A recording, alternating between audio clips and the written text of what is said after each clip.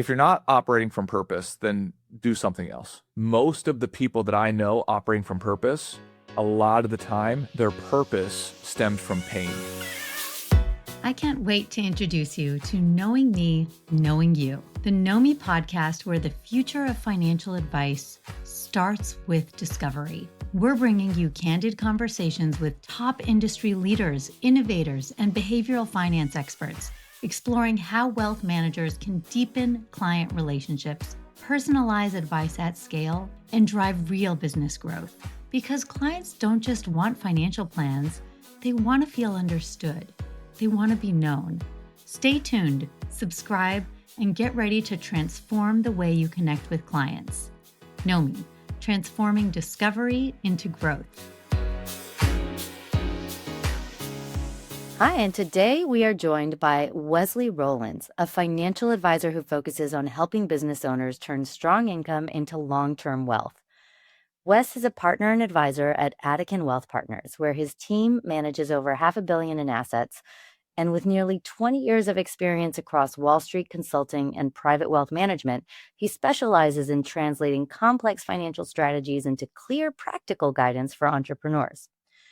Wes was raised by a single mother where money was often a constant struggle. He developed an early passion for financial education and helping families build financial stability.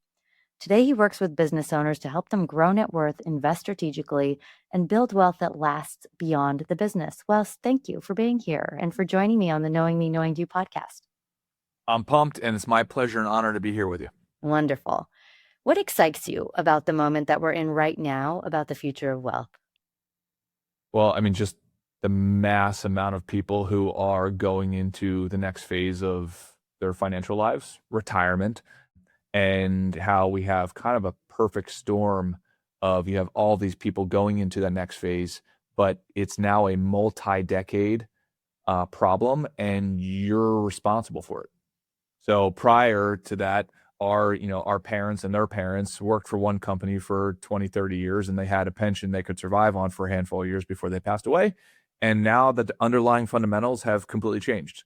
You're not working for the same company for multiple decades. You do not have at least a sufficient pension in most times. So now what do? You kind of had this 401k or investments that you kind of piece together, but how do you put it all together to sort of row in the same direction for a cohesive plan in the next phase?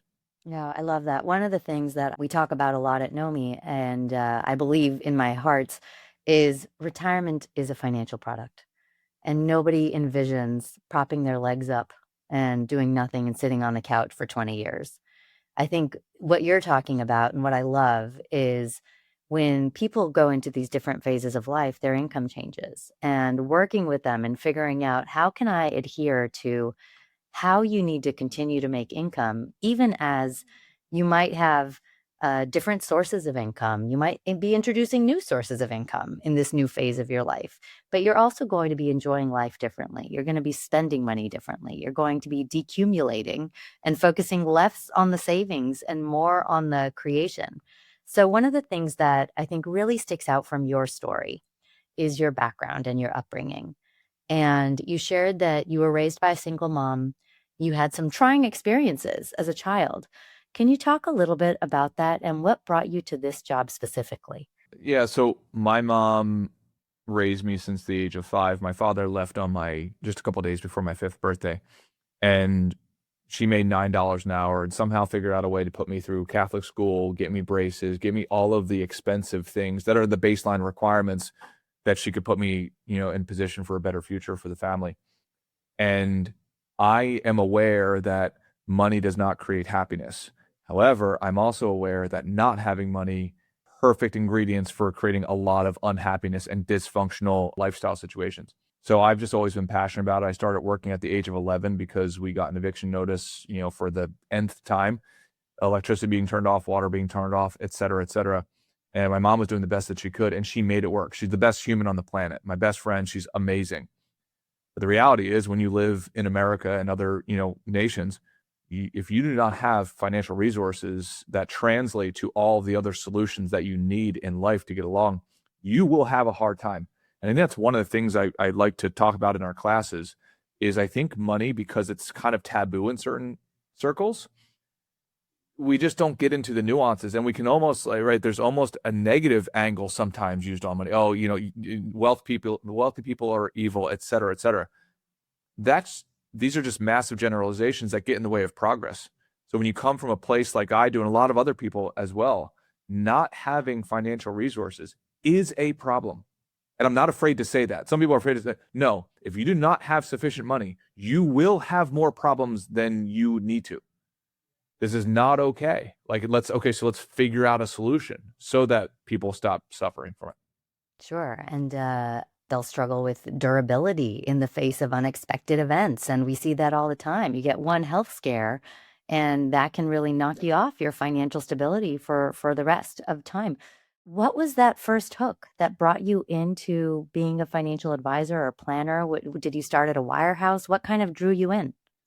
So the real answer is when I was 11, that's when we got an eviction notice, a phone call, and I overheard that phone call from my mother. So I asked her the next day if I can go to work.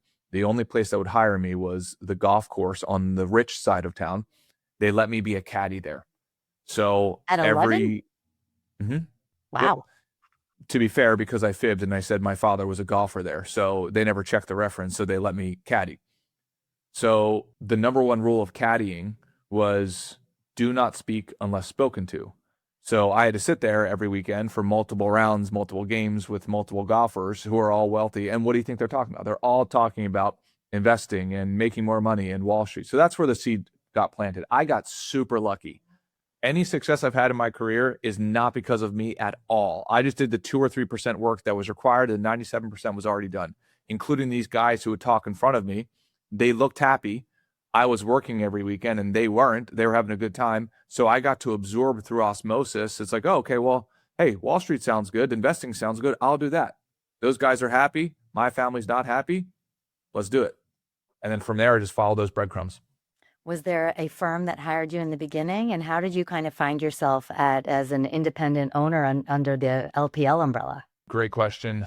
So when I was in college, first year of college, I called my friend and I said, hey, Greg, I will buy you a steak dinner because I know that you have a contact who owns several companies on different stock exchanges. If you give me his number, I'll buy you a steak dinner. Deal, deal. He said yes. So he gave me the guy's number. I called him the next day and said, hey, sir, I know you don't know me. My name's Wes, but I know you have these different booths at the different stock exchanges. I would love to come and work for you. And I know nothing. Now, at this point, I'd read a ton of finance books, but I was still in college, right? So I said, I don't know how much value I could add, but I can tell you, number one, I'll work for free. And then number two, I probably have something that you don't. And he said, oh, what's that? And I said, time. So I'll shine your shoes. I'll get your donuts to do whatever you need to do. Like I will do it. He said, okay, meet me at the exchange tomorrow and we'll chat. And then that's how I got to the stock exchange. And then he took me under his wing from there. I worked for him for free for 2 years. And that was the best decision I ever made in my life. Wow, that was in New York? Yeah. Yeah. So yeah, we would toggle between New York and Philadelphia. What a fantastic story, and clearly shows that you've got hustle. And starting from when you were 11, you had hustle from early days. And as we know, a lot of advisors are great at the numbers, and they sometimes struggle with being business owners and the hustle. And that component sounds like that is what kind of has brought you through in your career to really helping to where you are now, to owning a growing $500 million financial plan advisory practice. Yeah. For me, it's not about the money. It's about the purpose. From what I have found, if you're not operating from purpose, then do something else, in my opinion. Most of the people that I know operating from purpose, a lot of the time, their purpose stems from pain, which is what mine is. So it's sort of this unsolvable pain that you can turn into a purpose and a mission for other people. That's why for me, it's not about the money. It's not. If it was about the money, I would have stayed on Wall Street. But if you have a certain amount of pain that you've been gifted, at least in my opinion, then tell me what more motivation you could have than to solve that problem that is so painful for you and your family. And then once you find the solution, why would you not want to go and help out other people who are in a similar situation? Talk a little bit more about that. That's such a fascinating way to approach your relationship with work and the work you do. But I imagine this comes up a lot also with your clients. When you talk to your clients about wealth, how does that conversation overlap with discovering and exploring their own purpose? And how do you actually tap into their pain and their lived experiences so that you're constantly delivering them with meaningful value? So I think the first thing is getting to the philosophical level first. When most people come into our office, they want to talk about the tactical level. So I draw a little pyramid on the whiteboard and it's okay. Philosophy's at the bottom, strategies one rung up, tactics are at the top level. But we've, as an industry, done a really bad job of, because the tactics is where the money is made, they say, hey, send me your statement. We'll tell you how we'll do it different. We'll get you a better return than Fisher Investments, whatever. Give us your money. Well, to me, that's kind of like malpractice. I don't know where you're coming from. I don't know where you want to go. I don't know what resources you have to get there. And I don't know what mindset you have around it. We have to meet first on a philosophical level. So that's what we always say. Philosophically, where are we going? Tell me about the goals. Tell me about the values. And tell me where you came from. There's a lot of money trauma going around. So of course, if you skip all of that and then you hand somebody a risk tolerance questionnaire, when they don't have the education, they don't have all this the prerequisite conversations that are necessary. Well, of course, they're going to read that risk tolerance questionnaire and saying, hey, do you like to lose money? Yes or no? That's the perception that they have when they read something like that. So we don't like to skip any of that. Our standard process is 6 hours of education up front. So that way we get very clear about the philosophical foundation and we can grow from there. So that's really amazing. And I'm so glad that you said this. And I love that what you're doing is you're pointing a finger at the process, the sales process in financial management, in wealth management that starts with performance is starting in the wrong spot. People are not looking for performance. We, as wealth managers in our industry, our ask is hand me all of your money that you've worked for the last 30 years and trust me. And so getting to the conversation that is going to build that trust, you're taking a totally different approach. And you're saying you're starting with education. Is it education or is it really just an extended period of discovery where you're getting someone to open up and share information with you that helps you go on that path of building trust? No, so I mean it in the literal sense. We have a 6-hour class. That's a requirement for anybody to work with us because we have found that no different than if I were to go into a different discipline. There are things that I just don't know what I don't know. So in my opinion, if I start that discovery process too early and there's knowledge gaps that I'm not present to, then I might make recommendations that are violating to them or not relevant to them because I didn't know their knowledge gaps. So we said, hey, we're not doing it anymore. We're going to teach everything that we think as a baseline level of prerequisite financial literacy topics. Now we can move forward. So as an example, something as simple as when somebody says the word risk. My grandfather passed away. He was a Marine. He was a leader in every sense of the word. But when he passed away, he left my grandmother with negative $50 from a cash perspective. That's unbelievable. Why? Because he spent $20 a day on unfiltered Pall Mall cigarettes and lottery tickets. Why? Because he didn't believe in investing. Why is that? He lacked the financial literacy that precedes the financial leadership. The only way we can breed financial leadership in households, that's what I literally look at that I'm doing. Teaching financial leadership so that you can go back to your family and lead them. There's risk on both sides. Let's get very clear about that. 100%. There's risk if you do something. There's risk if you don't do something. But I can tell you, typically, if you don't do something, that's the risk you don't want to take. But that word risk, if we don't have a mutual understanding of what that word means, because a lot of people use that word interchangeably for different definitions. Well, now I might be using words in the discovery phase that we have different definitions for. Most people, as Warren Buffett says, right, they use the word risk. What they really mean is volatility. And typically what they mean is short-term volatility. Well, if you use that version of risk, that's a different version of, hey, this is risky depending on the probability of me hitting a goal at a given time horizon and the money being there in that time horizon. Those are very different definitions. What if financial planning wasn't just about numbers, but about you, your values, your goals, your vision for the future? Nomi is transforming client discovery for wealth managers, going beyond assets and risk scores to uncover what truly matters. With behavioral insights and real-time data, Nomi helps advisors personalize advice, build deeper connections, and grow their businesses. Because the best financial decisions start with knowing you. Discover the future of client engagement at nomi.com. So, out of curiosity, and I'm sure some of our listeners may be wondering, what is this 6 hours of education? Did you kind of whittle down just some stuff from the Series 7 and kind of create a 6 hour customer facing version of it? Because you kind of mentioned that it's financial literacy. It is definitely them consuming, and this happens before discovery. This happens before you start having the conversation. So what is it? And did you create it? Is this curriculum that you've created to kind of teach your own clients? Yep, my partners and I created it from all of our prior experience, and then from actual boots on the ground working with clients for many, many years. So in a nutshell, we go through a multi-phase process. Number one, we say, okay, we will teach you to organize, analyze, then optimize. And then step number 4 is actually do steps 1, 2, and 3, getting to the behavioral sciences part, right? We could teach you all of the technicals, but if something is blocking you to not doing those, not taking action, what we say is wealth takes work. It requires effort.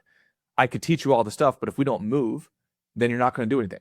So in our class, we teach the cross-pollination of investing, some accounting principles, some long-term care principles, some estate planning principles, some long-term tax planning. And then, hey, if you're planning for other people, it's probably not just you. It might be you and your spouse. It might be you, your spouse, and your kids. It might be you, your spouse, your kids, and your parents. So who are we planning for? Now, once we have that scope, just teaching them all of the ins and outs of that, way different than, hey, what return can you give me? Way different. And is there kind of is discovery happening during it? Are there worksheets? Are there questionnaires as they're going through that training where they can apply it and give you information to say, hey, here's who I share my money with. Here is all of my held away accounts and where I've got all of my money. So kind of that account aggregation and sharing information. Is that part of the curriculum as well? Yeah, so what we try to do is and to be upfront with everybody. Hey, we are not salesy. We're going to be very clear. What we want to do is educate you as much as possible. If it ever makes sense to do business together, amazing. If it doesn't, we want to set a good standard for the industry saying, hey, this is what's possible. So we do have a 1-page wealth summary that we call, and it's basically a couple of things. Who's on the team? What are your goals and what are your worries? And then where do you want to go and where are you starting from? So they can put as much or as little detail on that as they want, right? But it helps them synthesize their whole financial world down because, as you know, oftentimes these things they're scattered like lily pads from JP Morgan statement to Fisher investment statement to Schwab statement to I have this CD over here. I've got this life insurance pot. It's mayhem, right? So we want to put that on one page so you can start to take a strategic view. We want to tell people, hey, and it doesn't matter if you're a single mom like my mom was, we can make this digestible together. And now you become the CEO of your money, not just, sort of like the passenger, not just knowing what's going on because you have all these professionals, chiming in on their opinion. So one more question on the curriculum. Is it delivered in person? Do you take 6 hours in person with each of these clients? Is it videos? How are you delivering this curriculum? Yeah, we do a combination of in person and then online as well. So, but it's 6 hours in person. Okay, so it's not a recorded video. It's part of building the trust and the engagement. They're allowed to ask questions and get real-time answers and everything else. Got it. Okay, so then you transition into discovery. And so when you're thinking about discovery and you're working with business owners, you're working with pre-retirees, how are you, because you said it's in one page where you're asking them about their goals, their worries. And as you said, some people might not know how to articulate what their goals are. They might not even know where they're going. They do know they had a problem. That's why they came to you in the first place. They're struggling. They are considering retirement, don't know if they're ready. Maybe they want to sell their business. Maybe they want to give some money away to their kids and they don't know how much they can afford. Maybe they want to move. Everyone's got something that they come to that wealth manager for in the first place. So you go through the training and now you're getting into discovery. You mentioned in our pre-call that you're very excited about behavioral finance. You kind of dive into that. How does that become a part of the post-training now discovery experience where you're trying to get more of what's behind those goals? How do I learn more about your values? How can I show up in a way that resonates most for you? Yeah, it's phenomenal. So phenomenal topic.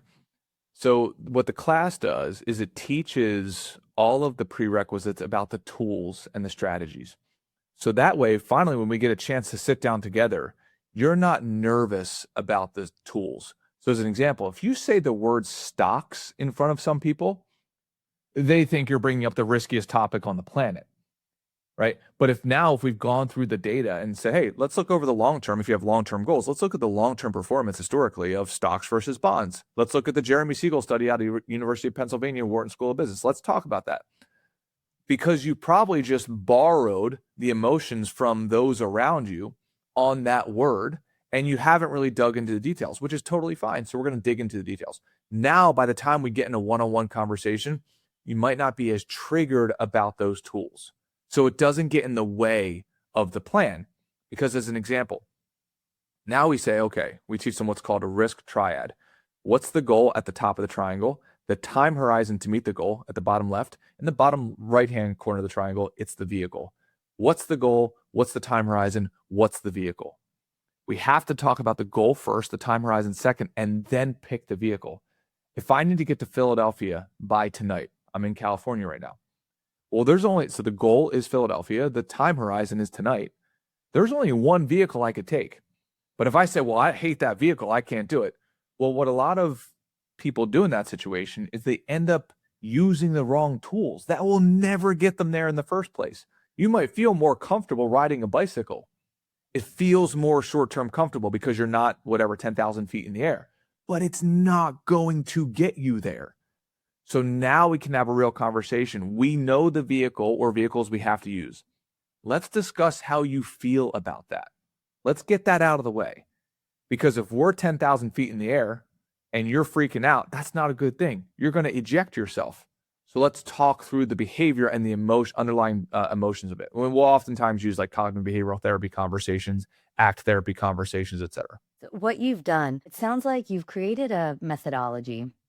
And it starts through education, but the goal of the education is to disarm, to remove any anchoring bias, to actually suggest, hey, let me give you a baseline. And from that baseline, we'll be able to have more open dialogue so that you're not defending and kind of coming into it with all of these heuristics that might have been inherited from different places.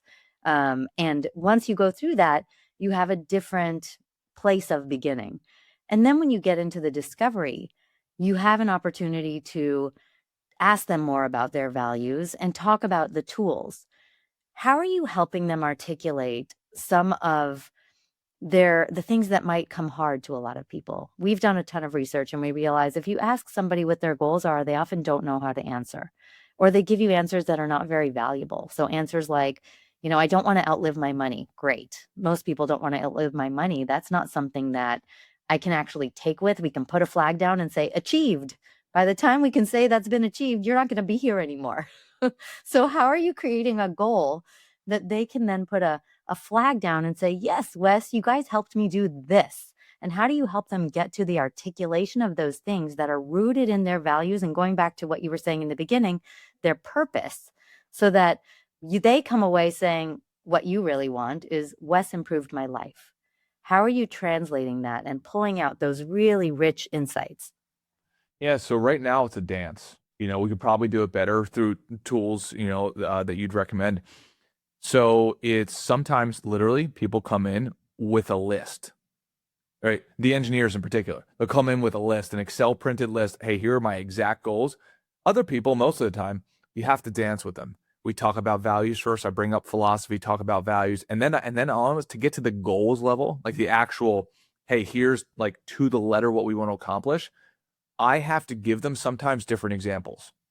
Hey, most of the time, people in your situation, they want to accomplish this, this, and this, right? They want to not run out of money without compromising lifestyle. They want to give X amount of dollars over to their kids. They want to stay in their house. That they want this for long-term care, et cetera. They want their dignity in retirement, which means if a long-term care event happens, they are self-sufficient, not relying on.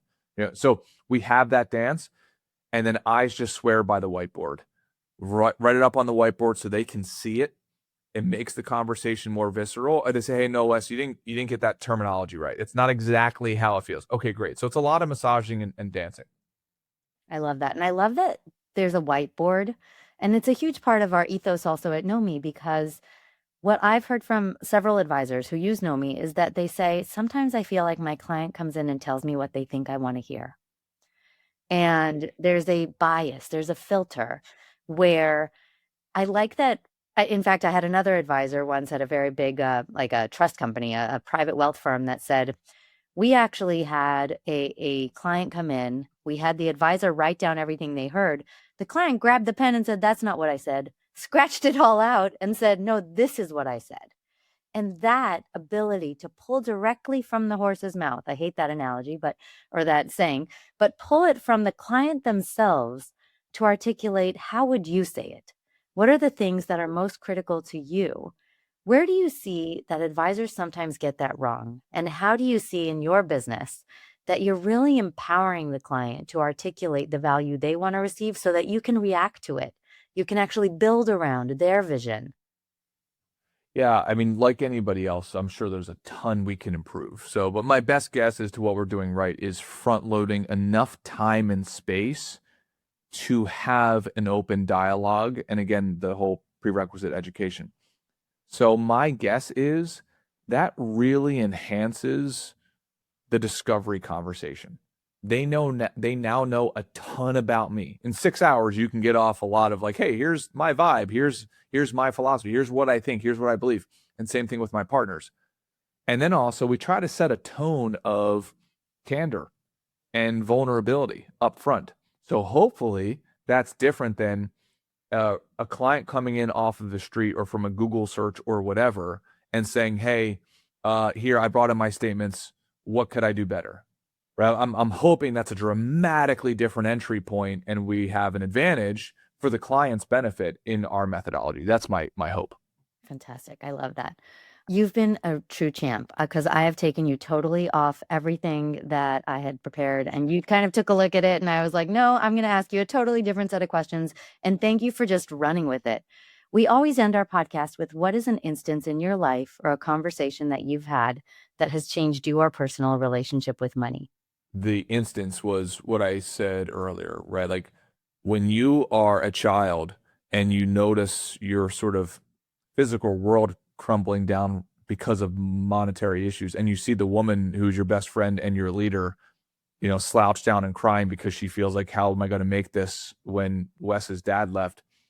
That changes you, right? That's why I'm kind of forceful with all this stuff, because I'm coming from a place of passion. Mm-hmm. If this is not solved, I know where that ends. That was my childhood, and we can stop that.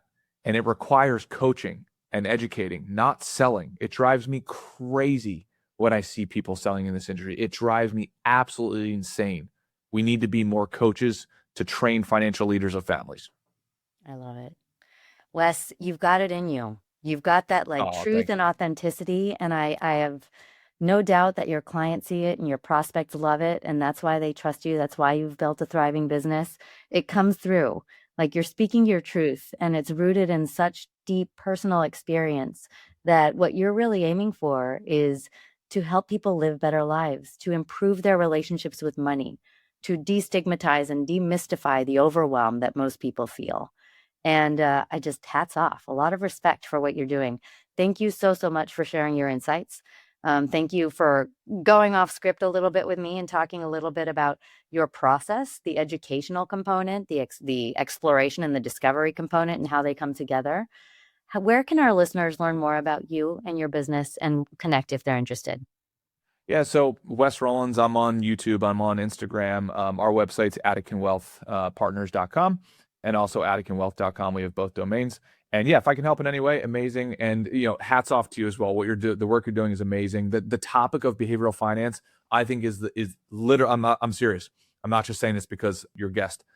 It's one of the most under talked about, if not the most under talked about component of your financial well-being. I'm serious, 100%. We agree. We agree with everything you just said.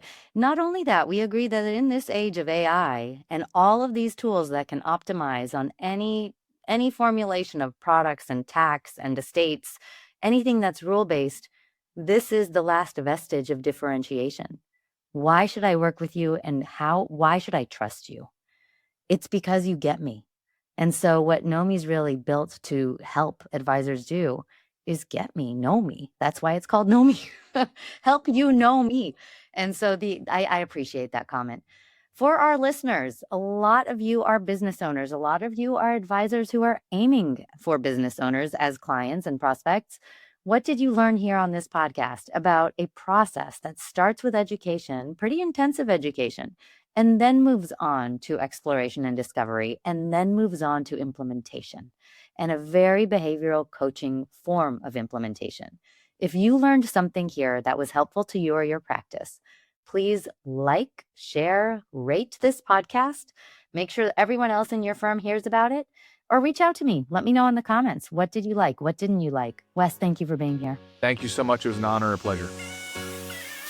Thank you for joining us on the Knowing Me, Knowing You podcast. If you enjoyed this episode, share it with someone who needs to hear it. And don't forget to subscribe, rate, and review.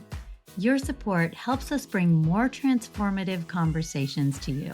Until next time, keep discovering, keep growing, and remember, you're in control of your own financial story. Follow us for more conversations on financial confidence, self-discovery, and the future of money.